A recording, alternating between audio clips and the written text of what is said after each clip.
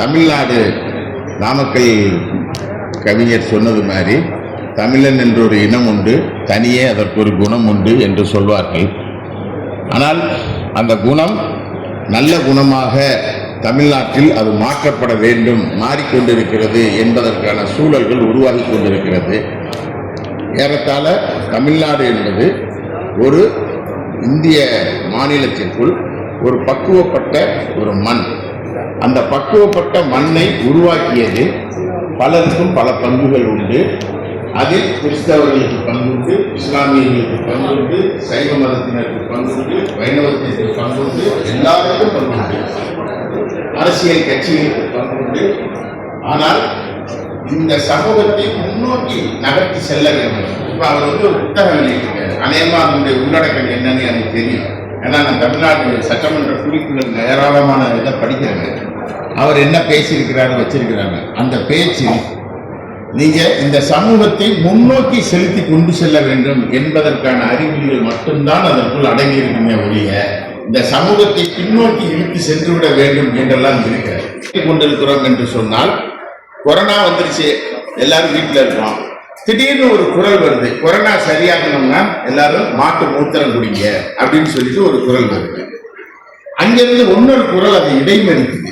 Stop, உடனடியாக நீங்க மாட்டு மூத்திரம் குடிக்கக்கூடாது, குடிக்கிறதுக்கு முன்னாடி சாணத்தை 3 உருண்டை முழுங்கிட்டு தான் நீங்க குடிக்கணும் அப்படின்னு அங்கிருந்து இன்னொரு குரல் வருது. யாரெல்லாம் முரட்டு பீஸா இருக்கானே அப்படின்னு திரும்பி பார்த்தோம்னா ஐஐடியினுடைய டைரக்டர் இருக்கிறாங்க. அவனை யாரு இந்த சாணத்தை திங்க சொன்ன உடனே ஐஐடி டைரக்டர் இருக்கிறாங்க. இப்படித்தான் சமூகத்தை என்ன செய்யறாங்க, பின்னோக்கி இருக்கிறாங்க. ஆனால் சமூகம் முன்னோக்கி தான் நகரும். அதற்கே அடையாளம் எது அப்படின்னு சொன்னா தமிழ் சமூகம். இந்த சமூகம் பக்குவப்பட்ட சமூகம். இப்ப என்னை எழுத்தாளர்னு சொன்னாங்க. திருப்பரங்குன்றம் பத்தி ஒரு புத்தகம் எழுதியிருக்கேன், அமித்ஷாட் என்னை கொடுத்தேன். அந்த புத்தகம் திருப்பரங்குன்றத்தினுடைய வரலாற்றை சொல்லக்கூடிய நூல், முக்கியமான ஒரு நூல். அந்த நூலை பற்றி முழுமையாக சிக்கந்தர் எங்கிருந்து வந்தார், ஏது வரலாறு எல்லாம் கல்வெட்டு ஆய்வுகளை எல்லாம் வச்சு ஒன்று கொடுத்தாச்சு. ஆனால் அந்த புத்தகம் இன்றைக்கு ஒரு 35 நாளைக்குள் 1.25 லட்சம் பிரதிகள் தமிழ் சமூகத்தில் வாசிக்கப்படுகிறது. ரொம்ப வெளியிடப்படுகிற பொழுது அந்த புத்தகத்தினுடைய உள்ளடக்கம் ஒரு சமூகத்தை முன்னோக்கி இழுத்து செல்ல வேண்டும் என்பதாகத்தான் இருக்க வேண்டும். தமிழ் சமூகம் ஒருபோதும் பின்னோக்கி நகரவே நகராது, அது முன்னோக்கி தான் சென்று கொண்டிருக்கும்.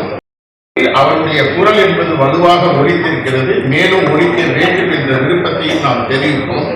ஆனால் இப்போ நமக்கு ரிசல்ட் பளிச்சுன்னு தெரியுது, என்ன நடக்குது அப்படின்னு சொல்லி தெரியுது. நீங்க தேர்தலுடைய முடிவுகள் எதுவாக இருக்கும் என்று எல்லோரும் சொல்லிவிட்டார்கள். நான் தேர்தலுடைய ஆய்வு செய்யக்கூடியவன் என்ற முறையில் தொடர்ந்து 4 தேர்தல்களில் 2014, 19, 21, 24 இந்த 4 தேர்தலையும் ஆய்வு செய்து நான் எந்தெந்த தொகுதி ஜெயிக்கி எது துவக்கம் அப்படின்லாம் சொல்லி முடிச்சேன். 1.5 மாசத்துக்கு முன்னாடி சஞ்சீவிலையும் சொன்னேன், இதில் திராவிட முன்னேற்ற கழகத்தின் தலைமையிலான அணி 184 190 தொகுதிகளை வாரி சுருட்டுகிறது என்று நான் சொன்னேன். அது 1.5 மாசத்துக்கு முன்னாடி சொன்னேன். இப்ப பார்த்தா 234 மேல வந்து தொலைச்சிட்டு போற யாரெல்லாம் ஆட்சி செலுத்தி இருக்கிறார்கள்.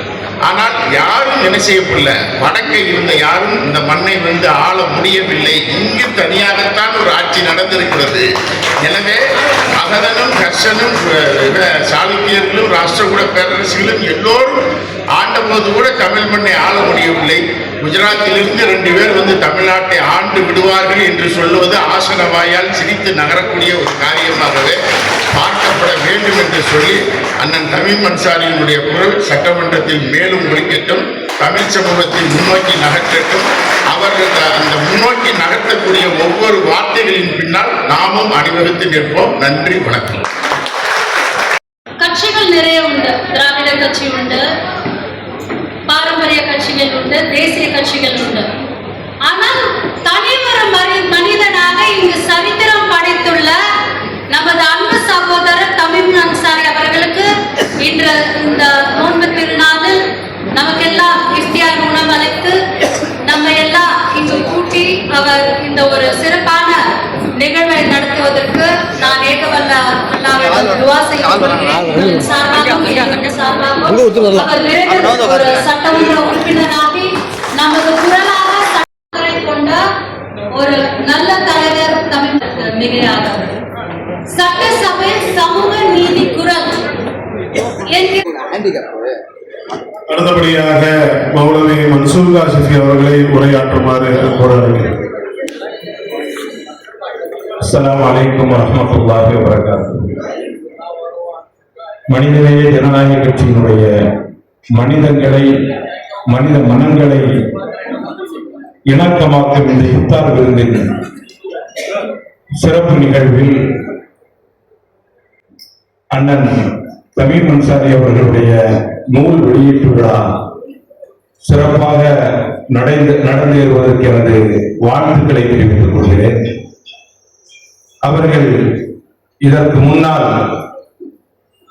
எந்த இயக்கத்தில் இருந்து கொண்டிருந்தார்களோ அதில் புழுதி படிந்து மறைந்து கிடந்த போது அவர்களை தூசு தட்டி இந்த வைரத்தை ஜொலிக்க வைத்தது தமிழகத்தினுடைய முன்னாள் முதலமைச்சர் புரட்சி தலைவி ஜெயலலிதா அம்மையார் அவர்கள்தான்.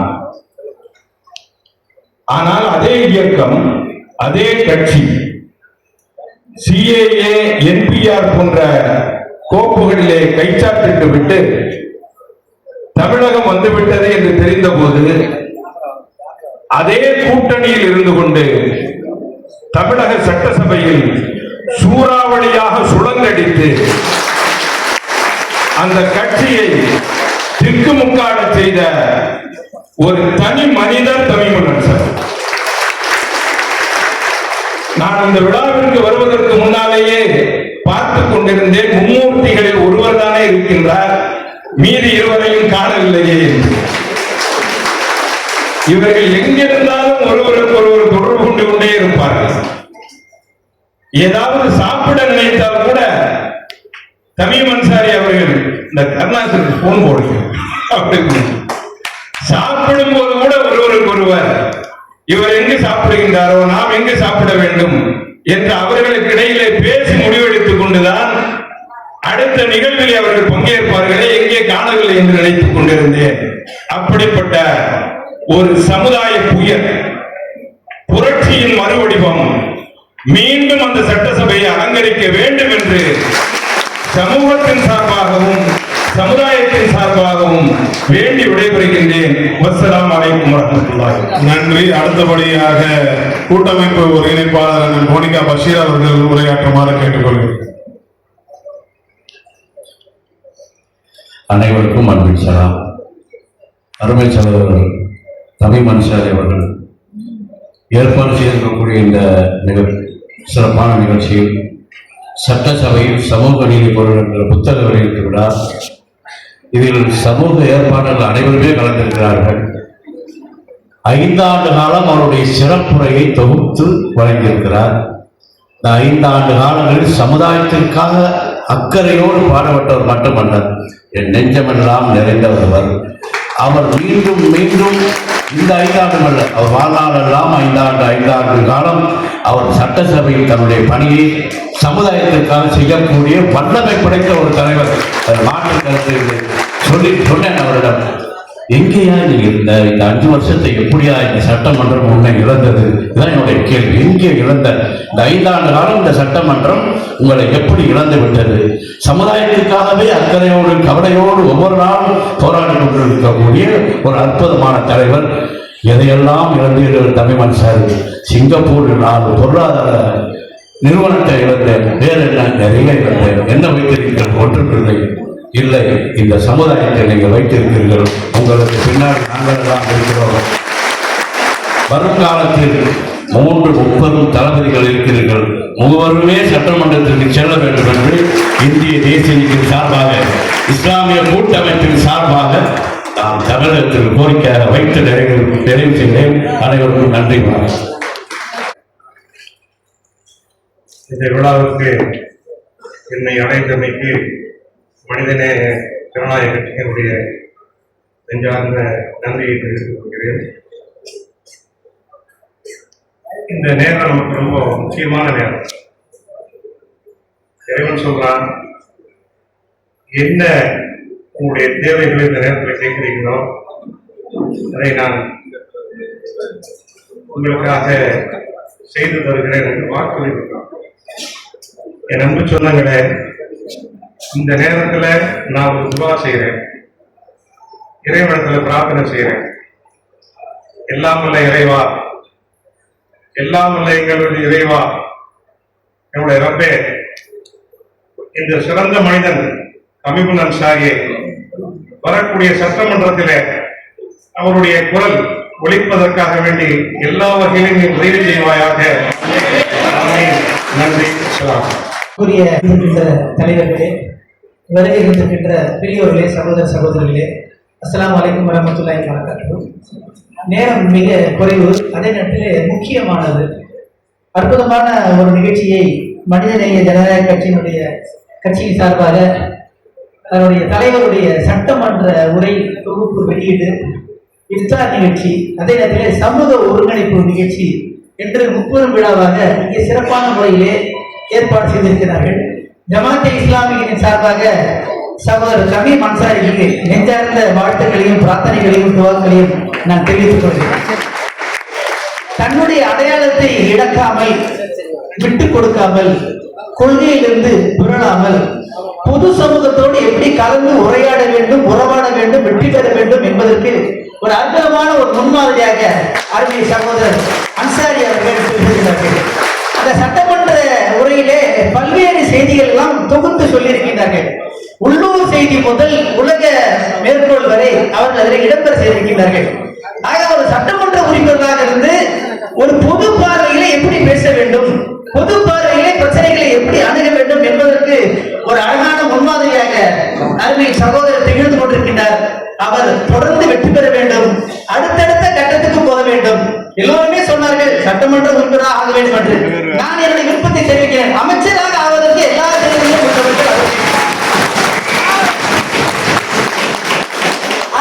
அப்படிப்பட்ட ஒரு அங்கீகாரத்தை தரும்பொழுது உண்மையிலேயே சமுதாயம் பின்னால் இருக்கும் என்று சொல்லி இந்த இஃப்தார் நேரத்தில் இதயம் கணிந்த நன்றியும் வாழ்க்கையும் தெரிவித்துவிட்டு விடைபெறுகிறேன். எல்லா பொருளும் முடியும்.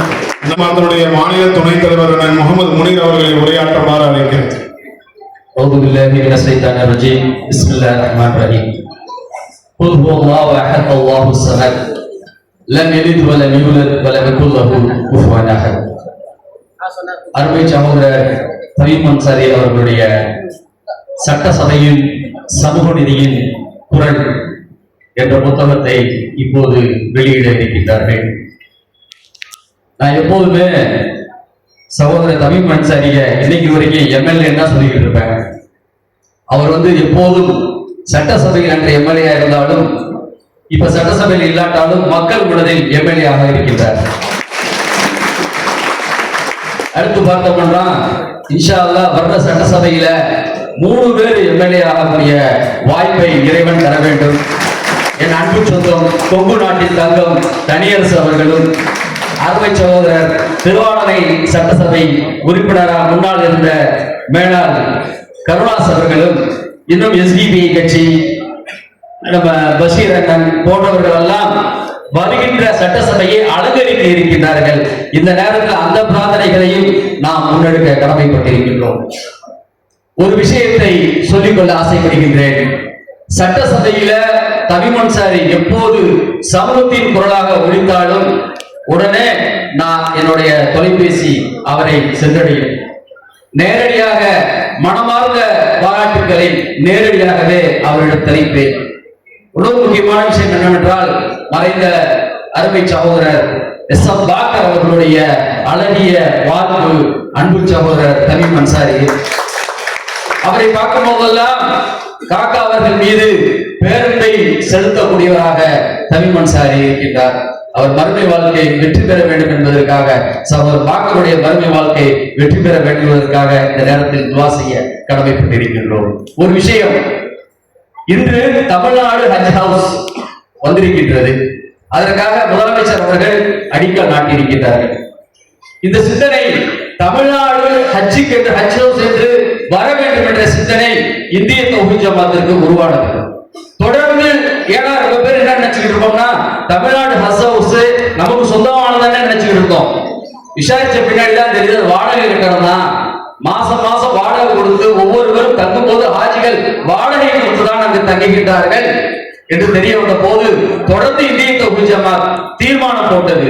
ஆனால் இன்று ஹஜ் ஹவுஸ் அடிக்கல் நாட்டப்பட்டிருக்கின்றது என்றால் அது முதலில் குரலாக பேசியது அன்பு சகோதரர் தமிழ் சார் என்கிற சட்டசபை. ஏன்னா ஒரு விஷயம் நிறைவேறி நன்மை அடையும் போது அதற்கு யாரு வித்தாக விதையாக இருந்தார்களோ அவர்களை நினைவு கூற நாம் கடமைப்பட்டிருக்கின்றோம். ஆகவே இப்படி எண்ணற்ற விஷயங்கள், மூவர் விடுதலையாக இருக்கட்டும், சிறைவாசி விடுதலையாக இருக்கட்டும், இன்ஷா அல்லாஹ் வருகின்ற சட்டசபையில் நமக்கு 7% இடஒதுக்கீடு கிடைக்க இருக்கின்றது. அனைத்து இஸ்லாமிய இயக்கங்களும் ஒன்றாக இருந்து 7% இடஒதுக்கீடு முஸ்லிம்களுக்கு வேண்டும் என்ற முடிவை தெளிவாக எடுத்தோம். அந்த இடஒதுக்கீடு சம்பந்தமாக பேசிய குரலாக இருக்கட்டும், அனைத்து விளிம்புநிலை மக்களுக்காக, தலித் மக்களுக்காக, இஸ்லாமிய மக்களுக்காக, இன்னும் அனைத்து சமூக மக்களுக்காக குரலாக ஒலித்தது தமிழ் அன்சாரியுடைய குரல். இன்ஷா அல்லாஹ் வருகின்ற சட்டசபையிலும் அவர் நுழைய வேண்டும் என்பது இங்கு இருக்கக்கூடிய அனைத்து இஸ்லாமிய இயக்கங்கள் கூட்டமைப்பின் ஆசையாக இருக்கின்றது. இது நமது முதல்வர் மு.க. ஸ்டாலின் அவர்களுடைய காதுகளில் எட்ட வேண்டும் என்ற கோரிக்கையையும் தீர்மானத்தையும் வைத்துக் கொண்டு முடித்துக் கொள்கின்றேன். ஸலாம் அலைக்கும் வரஹ்மத்துல்லாஹி வபரகாத்துஹு. திருப்புகழ் என்பதனால இதேபூர்வமான சலாம்களை அத்தனை பேருக்கும் முடித்தாக்கி கொண்டு மேடையில் அமர்ந்திருக்கிற எங்களுடைய சொந்தங்கள், சகோதர சகோதரிகள், சில மாதங்கள் இடைவெளிக்கு பிறகு சில முகங்களை பார்க்கிறேன். அந்த வகையில் அடிக்கடி நாம் சந்தித்துக் கொண்டிருந்தாலும் கூட இது போன்ற நிகழ்வுகளில் சந்திப்பது இறைவனுடைய அற்புதமாக பார்க்கிறேன். 2 வார்த்தைகள் மட்டும் உங்களோடு. எல்லோரும் பேசும்போது இந்த மூவரையும் மிக குறிப்பாக மும்மூர்த்திகள் என்று அழைக்கிறார்கள். அந்த அடிப்படையில் சகோதரர் தமிழ் அன்சாரி அவர்களுக்குள்ளும் இவர்கள் 2 பேரும் இருக்கிறார்கள். தமிழ் என்று சொன்னால் தனி என்று பொருள். தனித்து இயங்கும் மொழி என்பதனால்தான் தமிழுக்கு தமிழ் என்றே பெயர் வந்தது என்பது. இந்த அடிப்படையில் தமிழ் அன்சாரிக்குள் ஒரு தனி அரசு இருக்கிறார்.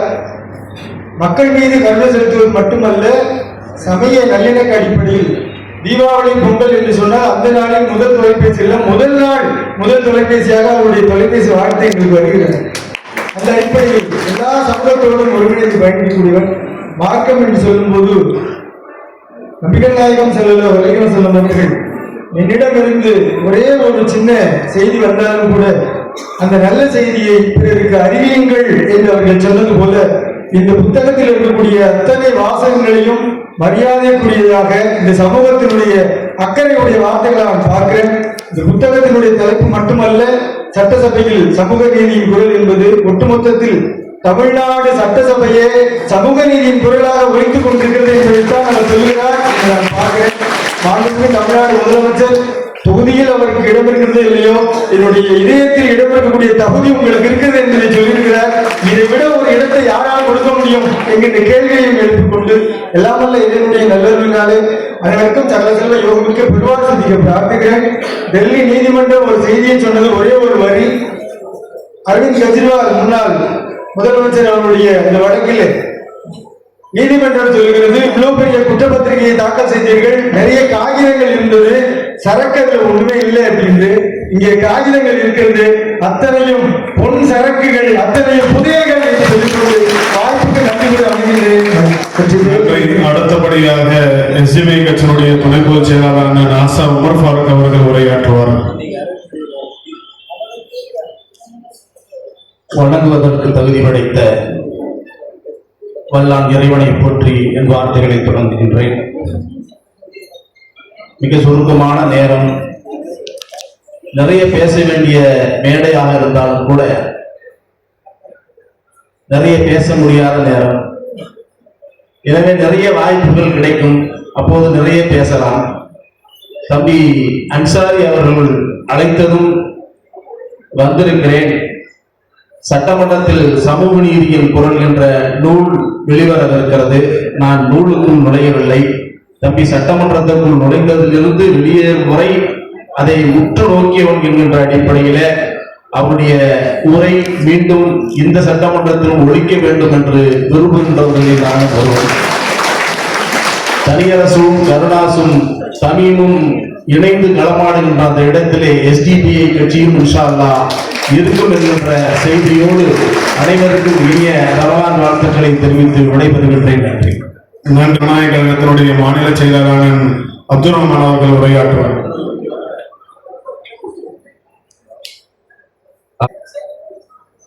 இளைஞர்களின் எழுச்சி நாயகன் அன்பு சகோதரர் தமீம் அன்சாரி அவர்களுடைய குரல் இந்த சட்டசபையை ஒழித்துவிட்டது.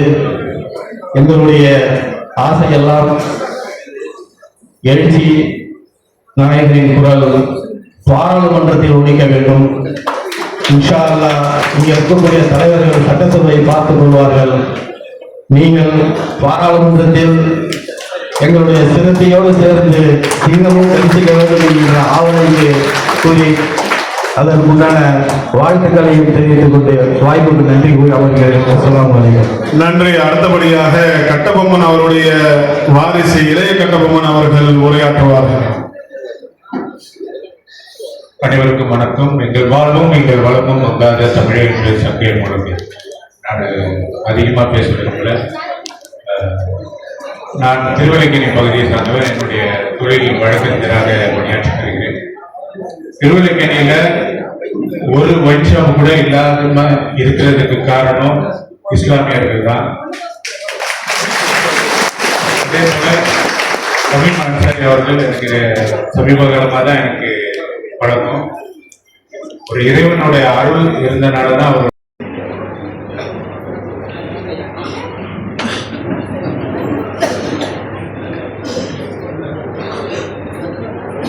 எல்லாம் நல்லா இருக்கீங்களா? சாப்பாடு நல்லா இருந்துச்சா? எல்லாம் சுவையாக இருந்துச்சு. எல்லாத்துலேயும் டேஸ்ட் பார்த்தேன். ஏன்னா ஒரு முக்கியமான தருணம் இது உண்மைக்கும் நேர்மைக்கும் பிரார்த்தனைக்கும் என்ன மனித உறவுகளுக்கு ஒருத்தர் அன்போடு இருக்கிறதுக்குமான ஒரு விழா, ஒரு நிகழ்ச்சி. அதனால இங்க இருக்கிறவங்க எல்லாரும் இந்த நேரத்துல நேரடியாகவே இறைவனுக்கு நன்றியோடு இருக்கிறோம்னு நம்ம உணரக்கூடிய ஒரு தருணத்துல உங்களோட இருந்து நானும் இந்த உணவை அருந்தியதில மற்றற்ற மகிழ்ச்சி. இந்த ஒரே ஃபங்க்ஷன்ல எங்க அப்பா கேட்டு சொல்லுவார், ஒரே கல்ல 2 மாங்காய் அடிக்கணும்டா, 2 மாங்காய் அடிக்கணும். நான் இது வரைக்கும் 1 மாங்காய் அடிச்சிருக்கேன். ஆனா தம்பி அவர் சொன்ன மாதிரி 2 மாங்காய் அடிச்சிட்டாரு. ஒரே ஃபங்க்ஷனே 2 விழா ஆயிடுச்சு. நல்ல விஷயம். செலவு நிமிஷம் செலவு கம்மியாகுது. அதனால நல்ல விஷயம், பாராட்டுங்கள். இந்த நேரத்துல நான் ஏதாவது ஒன்று செய்யணும்னு நினைச்சேன்னா அதுக்கு முன்னாடி நம்ம பண்ணிடலாம். இப்ப என்ன ஆகுது, நானாவே சட்டமன்றத்துல பேசிக்கிறேன், ஓகேவா? இவரும் பேசுன அளவுக்கு பேசணுமான்னு தெரியாது. ஆனா அதிகமா பேசினவங்கள நானும் இருக்கேன். அது இருக்கு. இந்த போடலாம்னு நினைக்கும் பொழுது புக்கு போட்டு முடிச்சுட்டான். எல்லாத்துலயும் நம்ம இங்கிட்ட ஒரு காலம் அங்கிட்ட ஒரு காலம். இன்னும் நம்ம தொழில் அரசியல் கிடையாது. தொழிலே நடிக்கிறது. வருஷத்துக்கு ஒரு 6 மாசம் வேலை செஞ்சாதான் அடுத்த 6 மாசத்துக்கு வட்டி கட்டிய கட்டி மறுபடியும் ஃபேமிலியை எடுத்துட்டு போக முடியும். அதனால தம்பிக்கு என்னுடைய வாழ்த்துக்கள். நான் என்ன அந்த புத்தகத்தை படிக்கல, ஆனா தம்பி பேசுறது எல்லாத்தையும் நான் அதிகமா கேட்டிருக்கிறேன் சட்டமன்றத்திலேயே. சில நேரங்களிலேயும் பண்பாளனாகவும் அன்பானவனாகவும் அமைதியானவனாகவும் திகழக்கூடிய தம்பி அன்சாரி சம்டைம் பழனி பாபா மாதிரியும் மாறிடுவான். அதெல்லாம் சட்டமன்றத்தில் பார்த்தேன். தேவைப்படுது. ஒரு இடத்துல இப்படி இருக்கணும், ஒரு இடத்துல அப்படி இருக்கணும். நாங்க எப்படியும் இருப்போங்கிறத சொல்ல வேண்டியது. நாங்க இப்படித்தான் இருப்போம்னு நீங்க எங்களை இடம் போட்ட கூடாது. நாங்க எப்படி இருப்போம் அப்படிங்கறது கொஞ்சம் சொல்ல வேண்டியது. தம்பி உடனே கொஞ்சம் ரொம்ப அடிக்கடி நான் சொல்லுவேன். அது கூட நிறைய பேருக்கு அதுல கொஞ்சம் விருப்பம் இல்லாம கூட இருந்திருக்காங்க, பேசியிருக்காங்க. நான் ஒன்ன மட்டும் சொல்றேன், திரும்ப திரும்ப சொல்றேன், நல்லவங்க இந்த காலத்துல கிடைக்கிறது கஷ்டம். கிடைச்சிருக்கா பயன்படுத்திக்க, அவ்வளவுதான் நான் சொல்லுவேன். அப்படி நீங்க பயன்படுத்திக்க கூடியவனா தம்பி அன்சாரி இருப்பான். நான் பாய்ங்க தொடர்பு எனக்கு அதிகம். எல்லா ஏரியாவிலையுமே உங்களுக்கு தெரியும். எனக்கா எங்க அண்ணன் பாருங்க, எங்க அபுபக்கர் என்ன இவர் ஒரு அமைதி பூங்கா தான். ஆனா இவர் தான் அதிகமா ஒப்புடுப்பார். இவர் தான் எதை எடுத்தாலும் பக்கத்துல ஒரு நோட்டு ஒரு ஆசிரியரோட வச்சுக்கிட்டு எழுதி பின்னாடி கீழே எழுதிக்கிட்டே இருப்பார். எழுதி அவர் என்ன கோரிக்கை நினைக்கிறாரோ, சபாநாயகர் எத்தனை வாட்டி உட்காருங்க அபுபக்கர் உட்காருங்க. அபூபக்கர் சொன்னாலும் அடங்காத திமிரோடு தனக்கான மக்களுக்கான உரிமைகளுக்கு போராடியவர் தான் நம்ம அண்ணன் அபூபக்கர். அது ஒன்றும் மாற்றுக்கிறது கிடையாது. நான் என்னுடைய மக்களுடைய கோரிக்கைகளுக்காக நான் அதிகமா பேசியிருக்கணும் இல்லையோ, இதே புத்தகம் நானும் போடுவேன். அதுக்கு இதே மாதிரி நீங்க எல்லாம் வந்து அவங்க சாப்பாட்டுக்கு செலவு ஏற்றிட்டு எனக்கு எந்த செலவு வைக்காம புத்தகத்துக்கு அந்த செலவுகளையும் உங்க பங்களிப்பை கொடுத்து நீங்களே புத்தகத்தை அடிச்சு நீங்களே எடுத்துட்டு போயிருங்க. ஒன்றும் பிரச்சனை. எனக்கு எல்லாரையும் கூப்பிட்டு இந்த நிகழ்ச்சியை தம்பிகிட்ட சொன்னா நல்லா ஏற்பாடு பண்ணி கொடுப்பாரு. ஏன்னா தம்பிக்கு பசங்க நிறைய இருக்காங்க. இந்த மாதிரி வேலை செஞ்சு செஞ்சே பழகி தெரியும். இப்பதானே கத்துக்கிறான். இப்பதான் கூப்பிட்டு வர்றாங்க. ரெடி பண்ணி கூப்பிட்டு வருவேன். திடீர்னு ஓடுவான். இதே இப்படி லைன் பண்ணி கொண்டு வருவேன். திடீர்னு ஓடிடுவான். ரொம்ப கஷ்டமா இருக்குது நீங்க எழுந்துட்டு போறது. பட் இருந்தாலும் பொது வாழ்க்கை, அதுவும் மக்களுக்கான நேர்மையான வாழ்க்கை வாழணும்னு முடிவெடுத்துட்டோம்னால் எந்த மாதிரியான விமர்சனங்களையும் ஏற்றுக்கொண்டு தனக்கான இலக்கை நோக்கி பயணம் செய்வதிலே எந்த விதமான சமரசம் செய்து கொள்ள கூடாதவர்களில் நாங்க 3 பேருமே அதுல ஒரே ரகம்தான். அதனால அதிகமாக சட்டமன்றத்தில் நான் பேசுனது பாய்களுக்காகத்தான் பேசுது. அதிகமா அது தெரியும். இது வந்து காக்கக்கூடிய அதெல்லாம் கிடையாது. எந்த எதிர்பார்ப்புமே கிடையாது. ஐயா, நான் எதை சின்ன வயசுல இருந்தேன். நான் உழைத்து தான் இந்த இடத்துக்கு வந்திருக்கான தவிர எவன் முதலிலே நான் சவாரி பண்ணதே கிடையாது. என் ரத்தத்திலே கிடையாது. ஏன்னா நான் ஏற்றுக்கொண்ட தலைவர் அப்படி. நான் ஏற்றுக்கொண்ட தலைவர் தெய்வ திருமகன் பசுமன் முத்துராமலிங்க தேவர். அவருக்கு அவர் யாருன்னு நான் சொல்லியெல்லாம் நீங்க தெரிஞ்சுக்க வேண்டிய அவசியம் கிடையாது. உங்களுக்கே தெரியும். திருவண்ணாமலை கிட்டத்தட்ட 57 காலகட்டத்திலேயே 62 காலகட்டங்கள்ல நம்ம இதே முதுகுளத்தூர்ல அவர் பேசிய பேச்சு, நாங்கள் எல்லாம் மீசை வைத்த மறவர்கள், என் இஸ்லாமிய சகோதரர்கள் தாடி வைத்த மறவர்கள் அவர் பேசுகிறார். அன்னையிலிருந்தே நாங்க வந்து உறவாத்தான் மாம மச்சானத்தான் பழகிறோம். சும்மா பகட்டுக்கு பழகிறது கிடையாது. நான் இப்ப சொல்றேன், மாண்புமிகு பாரத பிரதமருக்கும் உள்துறை அமைச்சர் அமித்ஷாவுக்கும் சொல்றேன், நான் பாய் இல்லை. ஆனால் தமிழ்நாட்டிலே தாய்மொழி தமிழை பேசக்கூடிய இஸ்லாமத்தை ஏற்றுக்கொண்ட ஒருவனுக்கு ஒரு பிரச்சனை என்று சொன்னால் நான் சும்மாவே விட மாட்டேன்.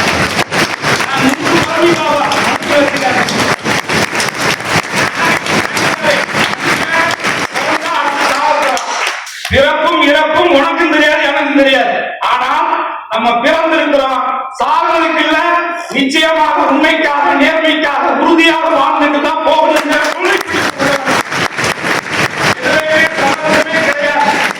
உண்மைக்காக உயிரை கொடுப்பவர்கள் மட்டும்தான், இழந்தவர்கள் மட்டும்தான் இந்த மண்ணிலே சிலையாக இருக்கிறார்கள் என்பதை மறந்து விடாதீர்கள். இழந்தவன் தான் சிலை.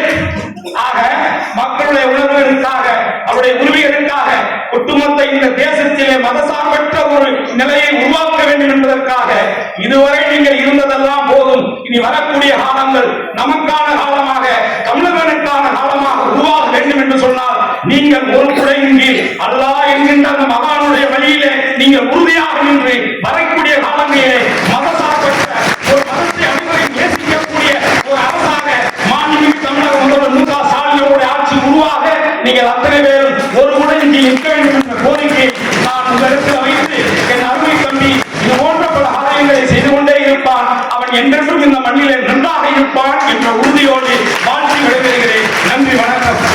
நன்றி. அடுத்தபடியாக நானும் பங்கேற்றதில் மிக்க மகிழ்ச்சி அடைகிறேன். இறைவன் திருமலையிலே கூறுகின்றான்,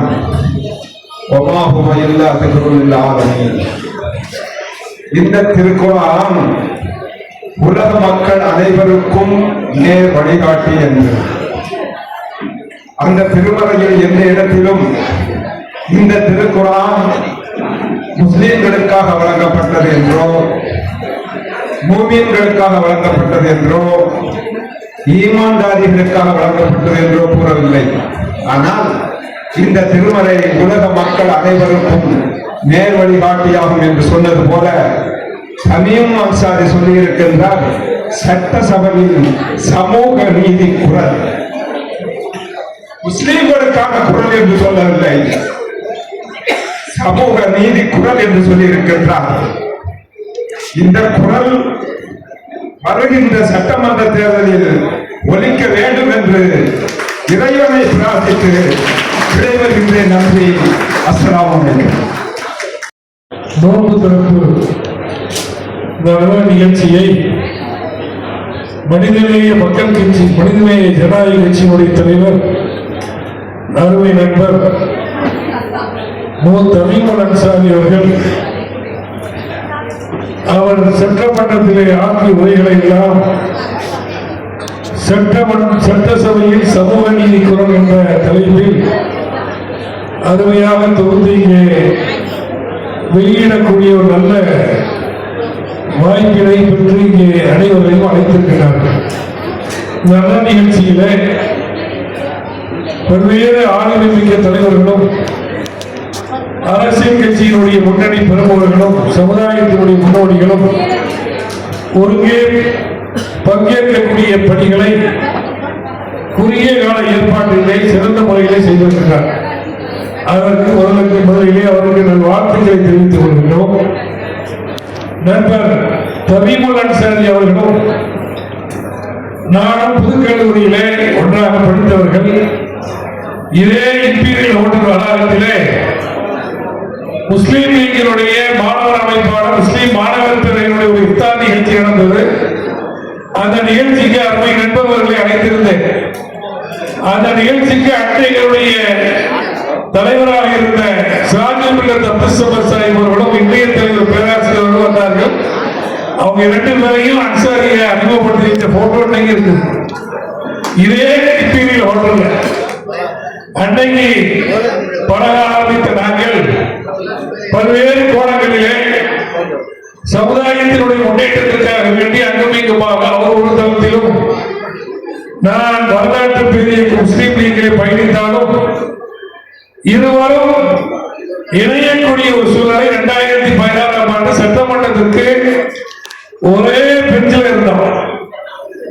இதே கருணாசு, தனியரசு, தமீமுல் அன்சாரி, நால்வரணி, அது பக்கத்தில் காங்கிரஸ் தலைவர்கள் விஜயதரணி, ராமசாமி அண்ணன், இன்றைய கல்வி அமைச்சர் அன்பின் மகேஷ் பூஜா நாங்கள் எல்லாருமே ஒரே பெஞ்ச்மெண்ட். இன்னைக்கு அன்பின் மகேஷ் எங்க போனாலும் என்னுடைய பெஞ்ச்மெண்ட் தான் கூடுவார்.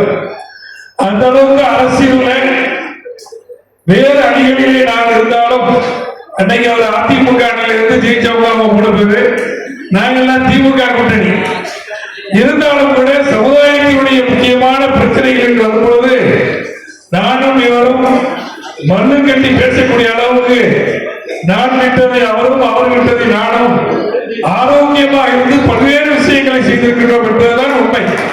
காசிகளுக்கு பணிபுரியும் ஹஜ் மானியத்தை ஒன்றிய அரசு பாஜக அரசு நிப்பாட்டிய பொழுது உடனடியாக தமிழக அரசு வலியுறுத்தி மத்திய அரசாங்கம் நிறுத்திய ஹஜ் மானியத்தை தமிழ்நாட்டிலிருந்து கொடுப்பதற்கு நாங்கள் வழிவகை செய்தோம்.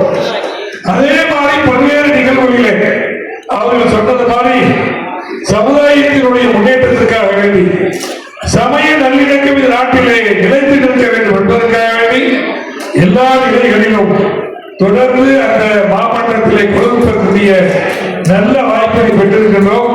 நானும் அவர் இருக்கும் போதுதான் சட்டமன்ற செயலாளராக ஜமாலத்தில் இருந்தேன். அது ஒரு பெரிய பிளஸ் பாயிண்ட். இல்லையா தமீமுல் அன்சாரியிடம் நான் அப்படின்னு சொல்றது அவர் தான் சொல்லிக் கொடுத்தார். எனக்கு அவர் தந்ததுனால சமுதாய பிரச்சனைகளை அன்றைய ஆட்சியாளர்களிடத்திலே எடுத்து ஈஸியாக சொல்வதற்கு வாய்ப்பு. ஆமா, அதனால தமீமுல் அன்சாரி அவரும் ஒரு காலத்துல காய்கறி காலத்துல தொப்பி போட்டு டவலை போட்டு இந்த லாஞ்சி போட்டு தான் முஸ்லீம் லீக் எம்எல்ஏக்கள் இருப்பாங்க. அதனால நான் தொப்பி போட்டுட்டு இருக்கிறேன், அவர் முஸ்லீம் போட்டு இருக்காரு. நாங்கள் இருவராக இருந்தாலும் ஒரே நிலைகளிலே சமுதாயத்தினுடைய முன்னேற்றத்திற்காக வேண்டி பணியாற்றுகிறோம். காயல்பட்டத்தில் நண்பர்கள் மச்சான்னு சொல்ற மாதிரி அவர் என்ன மச்சான்னு சொல்வாரு, நான் அவர் மச்சான் தான் சொல்லுவேன். அந்த வகையில ஒரு இணக்கமாக ஒரு இயக்கத்தை நடத்துவது சாதாரண விஷயம் இல்லை. பிஜேபி என்ற நாசகார சக்தி அதிமுக கூட்டணி அமைத்து இன்னைக்கு களம் காணுகின்றது. கூட்டணி அமைச்சர்கள் எல்லாம் சொல்லக்கூடிய நேரத்திலே திராவிட மாடல் நல்லாட்சி தொடர வேண்டும் என்பதற்காக எஸ்டிபியிலிருந்து எல்லோரும் இந்த அணிக்கு வர வேண்டும். காங்கிரஸ் கட்சி இந்த அணியில தொடர்ந்து அங்கம் வகிக்க வேண்டும் என்பதற்காக நாட்டு குரல் எழுப்பிட்டு வரோம்.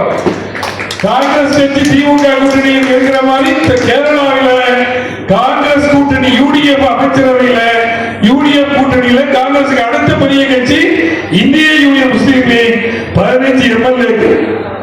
காங்கிரஸ்ல இங்க ஒவ்வொரு நாளும் ஒவ்வொரு அறிக்கை விட்டு இருக்கிறதுனால நேற்று ராகுல் காந்தியும் பிரியங்கா காந்தியும் வேணுகோபால் அண்ணன் அவர்களும் நேற்று கேரளாவில் இருந்தார்கள்.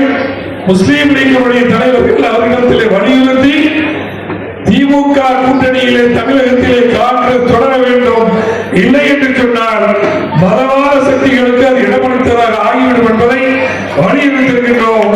எல்லாம் நன்மையாக நடக்கும். எல்லாரும் சட்டமன்றத்துக்கு போகிறாங்க. முஸ்லீம் லீக் அதுக்கு எந்த தடையும் கிடையாது. எல்லாரும் உள்ள வந்ததில் எங்க தலைவர் பேராசிரியர் காவல் மீது தெளிவா இருக்கிறாங்க. எஸ்டிபி உள்ள வர முன்னாடியே திருச்சி கூட்டத்தில் தலைவர் பேசிட்டாங்க. மீண்டும் தமிழ் அன்சாரி வரணுட்டு அண்ணாதி வகையில் அழைப்பு வந்ததா இல்லை, தலைவர் அவர்கள் இந்த புத்தகத்தில் அழைப்பு கொடுத்தாங்க. அதனால நம்மை நோக்கி இருக்கக்கூடிய அபாயத்தை ஒன்றிணைந்து களம் காண வேண்டும். தமிழ்நாடு என்பது ஒரு அமைதி பூங்கா. வடநாடு மாதிரி தமிழ்நாடு ஆகிவிடக்கூடாது. நீங்க வடநாட்டில் என்ன நடக்குது? புல்டோசர் கலாச்சாரம். யாராவது இந்த ஆட்சியாளர் எடுத்து பேசினா வீட்டவர் புல்டோசரால உடைச்சிடுறாங்க. தொழுவதற்கு வழி இல்லை, சகஜமாக பழகுவதற்குள்ள சூழ்நிலை இல்லை. சட்டங்கள் எல்லாம் மீறப்பட்டு இன்னைக்கு அனைத்து சட்டங்களையும் மாற்றக்கூடிய வகையிலே பல்வேறு சட்டங்களை திணித்து வருகின்றனர். இந்த சூழ்நிலையில் தான் நாம் ஒன்றிணைந்திருக்கிறோம். நண்பர் தமிழ் அன்சாரி நல்ல பேசக்கூடியவர், நல்ல எழுதக்கூடியவர். ஒரு ஆளா இருந்தாலும் காயினத்தில் சொல்லுவாங்க இல்லையா, காயினத்தக்கூடிய திறமை இருக்கு. நாம என்னதான் இது பண்ணாலும் தமிழ் அன்சாரியுடைய ஒரு குரல் என்பது வலிமை மிக்கதாக இருப்பது எனக்கு நல்லாவே தெரியும். அந்த வகையில அவரை போன்ற ஆளுமைகள் சமுதாயத்திற்கு தொடர்ந்து பணிகள் ஆற்ற வேண்டும் என்ற வாழ்த்துக்களை, பிரார்த்தனையை புண்ணியம் புத்துக் கொடுக்கக்கூடிய இந்த புனித ரமலான் மாதத்திலே எல்லா இயக்கங்களுக்கும் தாய் அமைப்பாக இருக்கக்கூடிய இந்திய யூனியன் முஸ்லீம் லீக்கின் சார்பாக வாழ்த்தி பிரார்த்தித்து வாய்ப்புக்கு நன்றி கூறி சந்திப்போம் என்பதை சட்டமன்றத்தில் சார்பாக அடுத்தபடியாக 6:20க்கு முடிக்கலாம் என்று நினைத்தாலும் அது 7:15 வரை நீண்டுவிட்டது. ஏனென்று சொன்னால் வருகை தந்த நம்முடைய விருந்தினர்களை பேச விடாமல் முடக்கிவிடக் கூடாது என்ற காரணத்தினாலே தாமதமாகிவிட்டது. வெளியே முதல் அமர்வாக மகரிப் தொழுகை முடிந்துவிட்டது. உள்ளே இருப்பவர்களுக்காக 2வது அமர்வு நடைபெறவிருக்கிறது. தாமதத்திற்காக மீண்டும் மன்னிப்பு கேட்டுக் கொள்கிறேன். ஏற்புரை என்ற பெயரிலே நான் நீண்ட நேரம் பேச முடியாத ஒரு சூழல். ஏனென்று சொன்னால் இங்கே நம்முடைய மாமன்கள், மச்சான்கள், அண்ணன்கள், தம்பிகள், அக்காக்கள், தங்கைகள் என்று எல்லோருமே பேச வேண்டியதையெல்லாம் பேசிவிட்டார்கள். அவர் அனைவருக்கும் நெஞ்சில் சார்ந்த நன்றிகளை தெரிவித்து எல்லாம் வல்ல இறைவன் புனிதமிக்க ரமலான் மாதத்தில நாம் எல்லோருடைய நல்ல எண்ணங்களையும் அங்கீகரிப்பதாக என்று பிரார்த்தித்த வண்ணம் இங்கு வருகை தந்த உங்கள் அத்தனை பேருக்கும் என்னுடைய நல்வாழ்த்துகளையும் நன்றிகளையும் நான் தெரிவித்துக் கொள்ள கடமைப்பட்டிருக்கின்றேன். மிக முக்கியமாக நான் உங்கள் எல்லோரையும் வற்புறுத்தி கேட்டுக்கொள்வது, தமிழ்நாடும் கேரளாவும் இந்தியாவிலே சமூக நல்லிணக்கத்திற்கு ஒரு முன்மாதிரி மாநிலமாக இருக்கிறது. இந்த புனிதமிக்க ரமலான் மாதத்தில் இங்கு வருகை தந்திருக்கக்கூடிய எல்லா சமூக மக்களும் வருகை தந்திருக்கிறார்கள். ஒரு சிறப்பு என்னவென்று சொன்னால், இந்து சமுதாயத்தைச் சேர்ந்தவர்களுக்கு சைவ கஞ்சியை நாம் ஏற்பாடு செய்து கொடுத்திருக்கிறோம். ஏனென்று சொன்னால் அவர்கள் பல பேர் சைவத்தை மட்டுமே சாப்பிடுவார்கள். மற்றவர்களுக்கு அசைவ கஞ்சியை நாம் ஏற்பாடு செய்திருக்கின்றோம். ஏனென்று சொன்னால் எல்லோருடைய உணவும் மதிக்கப்பட வேண்டும் என்பதுதான் நம்முடைய பண்பு. அந்த பண்பை நாம் கடைபிடிக்க இருக்கின்றோம். இந்த காலை நம்முடைய செயற்குழு நடைபெற்றது. அந்த செயற்குழுவில நாம் நோபாளிகளாக இருக்கின்றோம். மனிதநேய ஜனநாயக கட்சியில் 20% பேர் இந்துக்களும் கிறிஸ்தவர்களும் தலித்துகளும் இருக்கிறார்கள். அவர்களுக்கு மதிய உணவை ஏற்பாடு செய்தது மட்டுமல்ல, துறையைக்காக டாக்டர் KVS அவர்களின் தலைமையிலே குத்பா நடந்தது. அந்த குத்பா பயானில் கூட வருகை தந்திருந்த அந்த 20% இந்து கிறிஸ்தவ தலித் சகோதரர்களை பார்வையாளர்கள் அமர வைத்து துறையை பாருங்கள் என்று சொன்னோம். மனிதநேய ஜனநாயக கட்சி கடைபிடித்துக் கொண்டிருக்கக்கூடிய நடைமுறை சமூக நல்லிணக்கத்துக்கு இவையெல்லாம் உதாரணம்.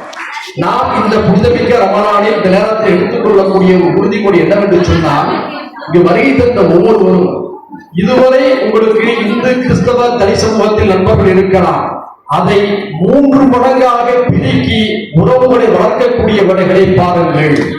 பாஜகவை, RSS-ஐ, சங்பரிவார் சக்திகளை வீழ்த்த வேண்டும் என்று சொன்னால் உங்களோடு காலை கண்விழித்த பிறகு யாரையெல்லாம் நீங்கள் பார்க்கிறீர்களோ அந்த இந்துக்களையும் கிறிஸ்தவர்களையும் தலித்துகளையும் உற்ற நண்பர்களாக மாற்றிக் கொள்ளுங்கள்.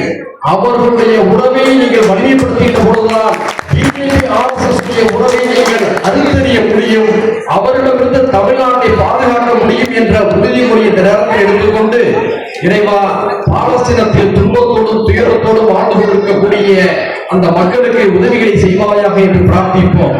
யாரெல்லாம் எங்களுடைய இந்திய திருநாட்டிலே சாதி மத வெறுப்புகளின் காரணமாக துன்பப்படக்கூடிய மக்களுக்கு பாதுகாப்பை வழங்கி என்று கேட்டுக்கொள்வோம்.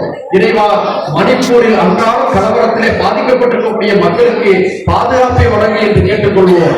யாரெல்லாம் இந்த இந்திய திருநாட்டிலே விளிம்புநிலை மக்களும் அடிநிலை மக்களும் இடதுசாரி போன்ற போராட்ட குழுக்களை சேர்ந்தவர்களும் இன்னும் பல ஒடுக்கப்பட்ட மக்களும் பஞ்சகத்தால் வீழ்த்தப்படுகிறார்களே, அவர்களுக்கெல்லாம் பாதுகாப்பு தாய் என்று நேரத்தில் உறுதிமொழி ஏற்போம் என்று கேட்டுக்கொண்டு, சட்டசபையில் சமூக நீதி குரல் என்ற இந்த புத்தகத்தை உங்களுக்கு நான் அறிமுகம் செய்திருக்கின்றேன். இந்த அறிமுகத்துக்கு முன்பாகவே என்னுடைய அருமைக்குரிய மச்சான் அபூபக்கர் அவர்களிடம் அவர் பேசிய புத்தகத்தை கேட்டேன். அவரும் அனுப்பி வைத்தார்.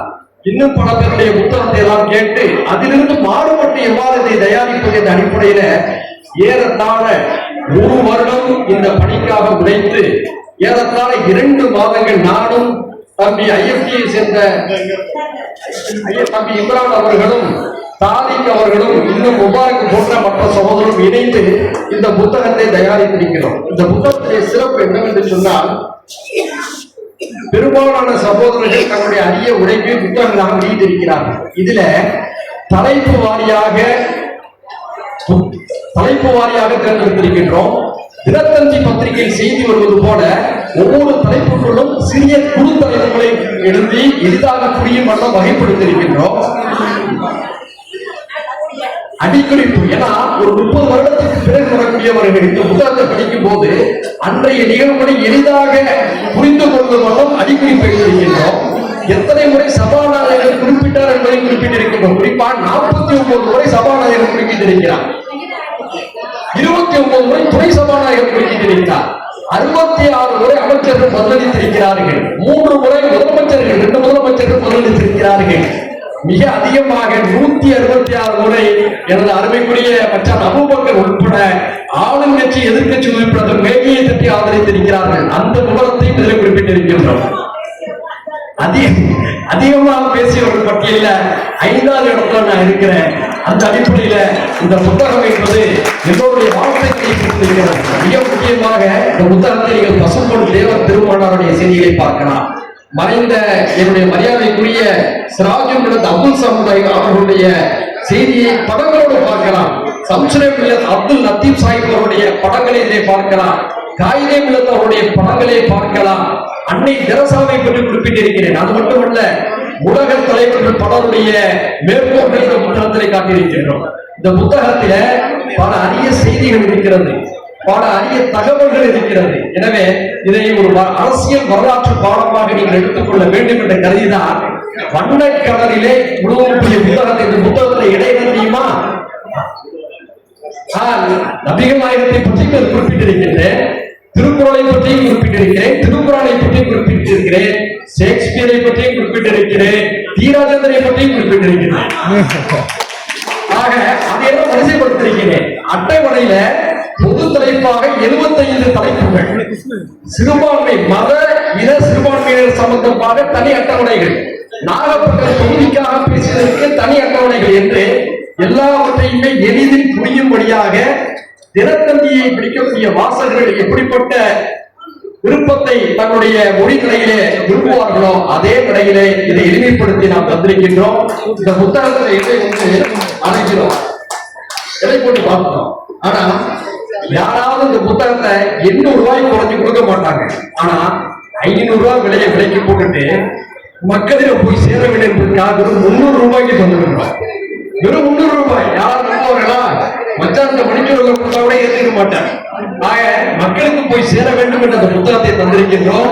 இதற்கு அணிந்துரை வழங்கிய பெரும் மரியாதைக்குரிய ஐயா ஆசிரியர் வீரமணி அவர்களுக்கும், நம்முடைய பெரும் மரியாதைக்குரிய தேசிய தலைவர் பேராசிரியர் காதர் மொய்தீன் அவர்களுக்கும், அதே போன்று பீட்டர் அல்போன்ஸ் அவர்களுக்கும், கருணாஸ் அவர்களுக்கும், தனியரசு அவர்களுக்கும், வேலுமணி அவர்களுக்கும் நன்றிகளை தெரிவித்துக் கொள்கிறோம்.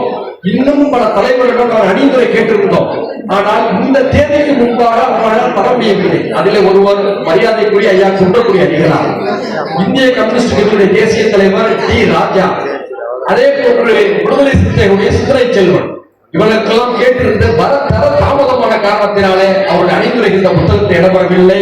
இந்த புத்தகத்திற்கு ஒத்துழைப்பு தந்த அனைவருக்கும் நன்றி. இந்த நிகழ்ச்சிக்கு வகை தந்த என்னுடைய மாமன்கள், மச்சான்கள், அண்ணன்கள், தம்பிகள், அக்காக்கள், தங்கைகள் அனைவருக்கும் இந்த நேரத்தில் என்னுடைய நெஞ்சார்ந்த நன்றியை மனிதநேய ஜனநாயகத்தின் சார்பிலே தெரிவித்துக் கொண்டு உங்கள் அனைவருக்கும் நன்றிகளை மீண்டும் மீண்டும் தெரிவித்து மீண்டும் சந்திப்போம். இதில் உள்ள பல பேர் வெற்றி வீரர்களாக ஜூன் மாதத்தில் 1 கோடி மீண்டும் சந்திப்போம் என்று கூறி விடைபெறுகிறேன். அடுத்தபடியாக